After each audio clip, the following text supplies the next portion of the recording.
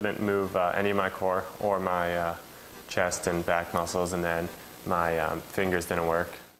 All new tonight, a jump in a pile of snow changed Andrew Mangan's life less than a year ago. The 17-year-old was paralyzed from the chest down.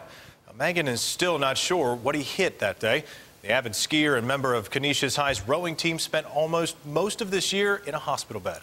As News 4's Jen Shantz reports, he crossed a major finish line this month, and he didn't do it alone. Jen? Jackie, that's right. It's hard to believe less than a year ago, Mangan was paralyzed from the chest down. Recently, he competed in the Head of the Charles Regatta in Boston. Mangan's 5 siblings and parents were right alongside him in that boat. He says he couldn't have recovered without them, and now he wants to help motivate others rehabbing from spinal cord injuries. I was in bed, phone rang, and it was Andrew, and he said, "Mom, something bad happened." That something bad was a fracture in his C5 vertebra. Canisius High junior Andrew Mangan hit something hard when he jumped into a snowbank last December. He was paralyzed from the chest down. The most immediate thing I realized was I couldn't feel any temperature, couldn't feel the cold snow. The avid skier and member of the Canisius crew team was rushed to ECMC, not knowing when or if he'd ever walk again. All my family came in within a week, and right away they started researching where the best centers were. The Mangans ended up in Denver, Colorado at Craig Hospital, which specializes in spinal cord injuries. For months, Andrew celebrated little victories, a raised finger or lifting an arm. Eventually, he was on his feet, walking. Throughout my recovery, my older brothers kind of put me through the boot camp. They pushed me when, sometimes I'd want to stop or take a break. They kind of kept pushing me and kept making me go. As with many spinal cord injuries, doctors couldn't tell Andrew exactly when he'd be better or if he'd be better.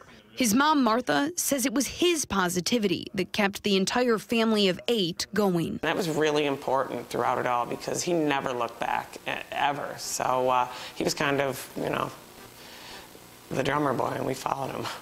For years, the Mangans, an athletic family, had talked about rowing in a regatta together, all 8 of them. After Andrew's accident and his determination, they decided this year was the year. His older siblings flew in from around the country, and the Mangan 8 hit the water for the annual Head of the Charles Regatta in Boston. Once we realized we would be able to finish the race, the entire family, took in the moment. After 3 miles of rowing, that finish line was more than the end of a race.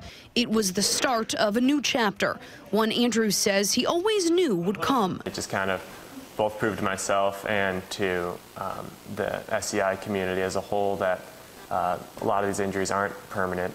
You can come back from them. And whether you have a full recovery or a partial recovery, it's kind of just your outlook on it. Andrew, who still trains every day, plans to return to the crew team at Canisius this spring. Now, Andrew started a website for other spinal cord injury survivors. It's called Connecting the Resilient. Obviously, every case is different, and doctors will guide their patients on what's best. But Andrew says sharing exercise notes or just words of wisdom and motivation really made a difference for him. Check out his website. You can head to our website, WIVB.com. There will be a link to that and this story there. Live in the studio tonight, Jen Shantz, News 4 at 6.